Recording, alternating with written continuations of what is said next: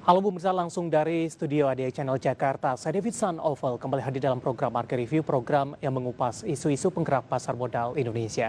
Di mana live streaming kami bisa Anda saksikan di idxchannel.com. Ya pemirsa, Kamar Dagang dan Industri Indonesia atau Kadin mengaku siap atau tidak resesi. Ekonomi Indonesia akan terjadi di kuartal ketiga di tahun ini akan mengganggu seluruh sektor ekonomi. Selanjutnya yang harus dilakukan adalah memastikan kesiapan pelaku usaha dalam mengantisipasi resesi agar dapat bertahan. Kalangan usaha menilai resesi ekonomi yang akan terjadi di kuartal ketiga tahun ini sebaiknya diantisipasi dengan kebijakan dari pemerintah yang bisa langsung dirasakan oleh masyarakat. Pasalnya, Kadin melihat kebijakan yang sudah dikeluarkan oleh pemerintah selama penanganan COVID ini belum maksimal. Terkait ini, pengusaha yang tergabung dalam Kadin mendesak pemerintah agar kebijakan-kebijakan tersebut bisa dievaluasi. Menurut Ketua Komite Tetap Bidang UMKM Kadin Indonesia Sarmila mengatakan, kesiapan yang harus dilakukan pengusaha dalam menghadapi resesi ekonomi yaitu mental untuk bertahan. Pasalnya, jika dibandingkan dengan krisis ekonomi tahun 98, sektor UMKM masih bisa bertahan. Namun, akibat COVID-19, sektor UMKM menjadi korban yang paling terkena dampaknya. Pelaku usaha saat ini menjadi korban yang paling besar loh Pak, saat ini COVID ini. Dulu di zaman krisis 98, krisis ekonomi di 98, UKM itu paling bertahan ya. Nah sekarang UKM ini di saat krisis COVID-19 ini paling babak belur. Jadi sebenarnya kesiapan apa? Sekarang ini kesiapan mental Pak, yang disiapkan udah pasti gitu ngadepin krisis. Sarmila memperkirakan hingga akhir tahun ini pertumbuhan ekonomi akan berada di level minus 1,5 hingga 3%. Dari Jakarta, Gilang Praditya untuk IDX Channel. Ya pemirsa, di awal pekan ini Market Review akan membahas topik yang menarik, dunia usaha siapkah menghadapi resesi. Dan kita akan berbincang bersama dengan Bapak Sarman Simbancorang, Ketua DPD Himpunan Pengusaha Pribumi Indonesia atau HIPI DKI Jakarta. Dan saat ini kami sudah terhubung melalui via Zoom, kita akan langsung sapa saja. Pak Sarman, selamat pagi. Selamat pagi, salam sehat dan semangat Mas David. Apa kabar Pak Sarman? Sampai saat ini kita masih sehat dan semangat berjuang di tengah COVID-19 ini. Baik, Pak Sarman, terima kasih sudah meluangkan waktu di IDX Channel. Topik kita menarik, Pak. Dunia usaha siap menghadapi resesi. Ada tanda tanya di sana. Untuk resesi, kepastiannya sudah akan terjadi, kemungkinan akan terjadi, 99% akan terjadi di kuartal ketiga di 2020, Pak Sarman. Ini berdasarkan angka-angka dan perhitungan atau proyeksi dari beberapa lembaga survei, bahkan Menteri Keuangan juga sudah menyatakan peluang resesi cukup besar di Indonesia. Nah, kalau kita berbincang dengan para pelaku usaha, bagaimana kesiapannya Pak Sarman menghadapi resesi ini setelah dilalui beberapa tahapan yang cukup berat pasca pandemi COVID-19? Ya, jadi memang kan beberapa waktu yang lalu pemerintah melalui Menteri Keuangan dan juga beberapa lembaga internasional seperti Bank Dunia, IMF kan sudah membuat suatu kajian angka-angka bahwa kelihatan proyeksi pertumbuhan ekonomi kita di kuartal ketiga itu akan tetap terkontraksi di minus antara 2,9 sampai dengan 1,1%. Artinya memang bahwa kita tidak bisa lagi menghindari yang namanya resesi. Karena satu negara itu disebut resesi apabila dalam pertumbuhan ekonominya dalam 2 kuartal berturut-turut terkontraksi atau minus. Dengan demikian memang bahwa resesi ini tinggal menunggu waktu. Bahwa resesi ini sudah di depan pintu, sudah akan kita masuki. Nah, bagaimana kondisi pengusaha dalam menghadapi daripada resesi ini? Tentu memang mau tidak mau, ya kita harus siap menghadapi resesi ini dengan segala risiko yang ada. Akan tetapi dalam beberapa kesempatan saya sampaikan sebenarnya adalah yang kita khawatirkan bukan hanya resesinya sebenarnya. Yang lebih kita khawatirkan adalah apabila pandemi COVID ini berkepanjangan. Itu yang paling kita khawatirkan. Kalau resesi Ya, kekhawatiran itu pasti ada. Namun kalau kita bandingkan dengan kondisi ekonomi kita di 98-2008, kita melihat bahwa fundamental ekonomi kita saat ini masih sangat kuat, masih cukup bagus. Dengan demikian, kalau misalnya COVID ini cepat kita atasi, ya masalah penyebaran ini mampu kita tekan dan pemerintah membuka kembali kelonggaran-kelonggaran dengan berbagai aktivitas usaha dan bisnis kita, kemudian juga aktivitas masyarakat juga sudah bebas seperti biasa, kita sangat yakin bahwa kita akan bisa cepat melampaui dan menghadapi daripada resesi ini.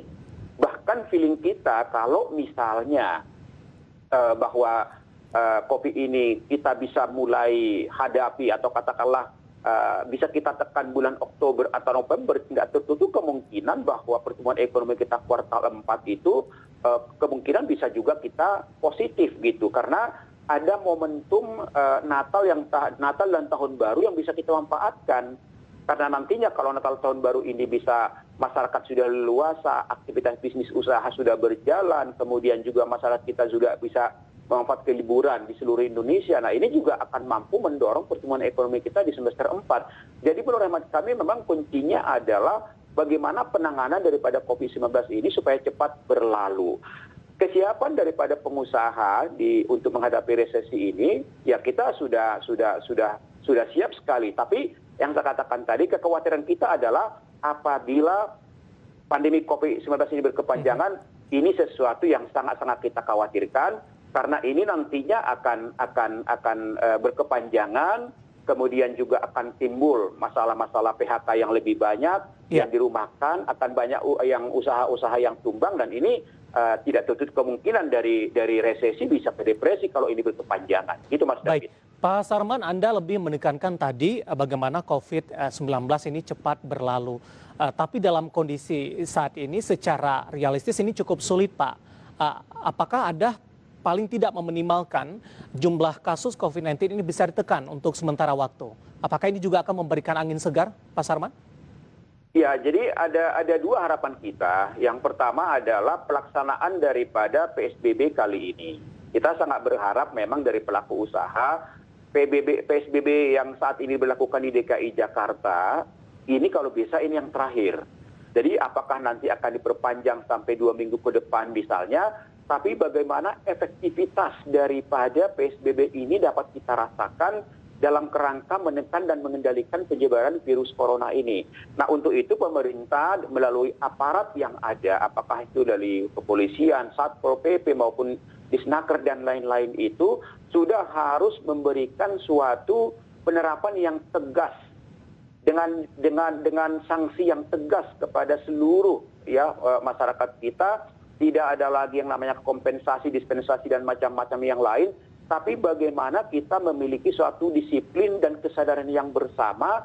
Karena kita yakin bahwa tanpa ada disiplin dan kesadaran bersama, ini akan sulit kita lalui. Ya, makanya kita sangat berharap bahwa PSBB ini adalah sesuatu yang kita dambakan untuk bisa memastikan bahwa penyebaran virus corona ini masih kita tekan. Yang kedua adalah kami dari pengusaha sangat apresiasi dan sangat menghargai kerja keras daripada Menteri BUMN Pak Erick Thohir selaku Ketua Penanganan COVID dan juga Percepatan Pemulihan Ekonomi dengan pengadaan vaksin 19 ini. Ya, karena kami melihat bahwa pengadaan vaksin 19 ini sesuatu angin segar, sesuatu yang memberikan nilai positif dan juga keyakinan bagi pengusaha dan masyarakat ya dengan percepatan adanya vaksinasi ini nantinya akan mampu lebih cepat kita mengatasi COVID-19 ini dan juga akan lebih cepat pemulihan ekonomi kita. Jadi kami dari pengusaha ya sangat mendoakan sekali kerja keras dari Pak Erick Thohir bagaimana agar pengadaan daripada vaksin ini bisa segera direalisasikan. Ya kami syukur-syukur bila lebih cepat akan lebih baik, syukur-syukur ya. Ya, nah, dan ini sesuatu angin segar yang sangat-sangat dinantikan oleh masyarakat dan dunia usaha. Ada beberapa poin, diantaranya diharapkan kasus COVID-19 bisa berkurang dengan penerapan PSBB sehingga bisa dilonggarkan kembali. Kemudian juga kecepatan dari pemerintah untuk pengadaan vaksin sampai dengan akhir tahun 2020 begitu Pak Sarman.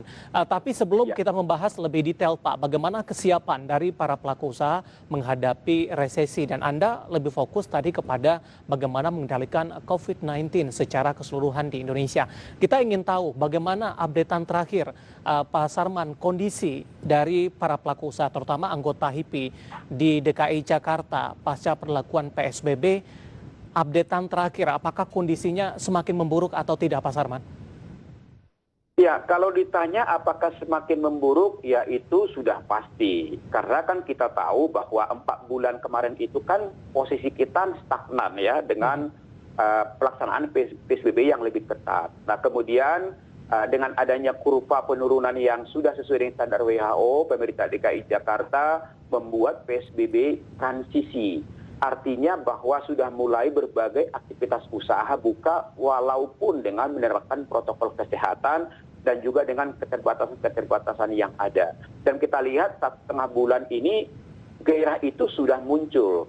Ya, aktivitas ekonomi di Jakarta mulai bergairah. Akan tetapi ya ketika misalnya mulai bergairah dan istilahnya saya katakan kita seperti bawa mobil misalnya ekonomi Jakarta sudah masuk gigi 1 mau gigi 2 tiba-tiba direm. Nah ini membuat lagi berbagai usaha-usaha kita terpuruk. UKM-UKM kita banyak yang tutup. Kemudian juga kita lihat misalnya banyak gerai-gerai kita yang ada di mal-mal misalnya harus tutup apalagi dengan keterbatasan yang sangat-sangat ketat di mana berbagai kebutuhan-kebutuhan masyarakat kita tidak bisa dinikmati di tempat seperti hotel, restoran, kafe itu harus take away dan ini membuat omset pengusaha-pengusaha kita itu sangat turun drastis sampai dengan 75 sampai 80%. Bahkan yang kita teliti teman-teman kita yang berdagang makanan minuman di gedung-gedung perkantoran di DKI Jakarta itu banyak yang tutup karena dengan hanya 25% pekerja-pekerja yang masuk ini tentu konsumen mereka yang sangat-sangat turun drastis. Itu kondisi yang ada saat ini. Bahkan teman-teman kita yang ojol, yang taksi online dan segala macam, omset mereka juga udah turun sangat-sangat drastis sekali karena pekerja yang semakin minim yang hanya 25% bisa masuk. Jadi kalau ditanya dampaknya semua sudah sangat berdampak. Kalau ditanya kondisi dunia usaha saat ini ya sangat-sangat memprihatinkan. Tapi ini sesuatu yang harus kita hadapi bersama, harus kita tanggung bersama. Ya bagaimana supaya dengan kejadian ini kita memiliki kesadaran yang sama untuk kita berperang melawan COVID-19 ini. Karena menurut hemat saya intinya cuma satu kok. COVID-19 itu aja intinya. Kalau ini bisa selesai, kita sangat yakin bahwa ekonomi kita bisa berlari kencang. Itu loh Mas David. Baik, menarik Pak Sarman, kita akan jeda terlebih dahulu di tengah tekanan yang terjadi terutama kepada pengusaha pribumi Indonesia dan tentunya di DKI Jakarta. Mulai dari pandemi sampai sejauh ini, kemudian proyeksi dari resesi. Nanti kita akan berbincang terkait dengan ketahanan dari para pelaku usaha di DKI Jakarta untuk kondisi saat ini Pak Sarman. Kita akan jeda terlebih dahulu dan pemirsa bersama kami, Market Review akan segera kembali sesaat lagi.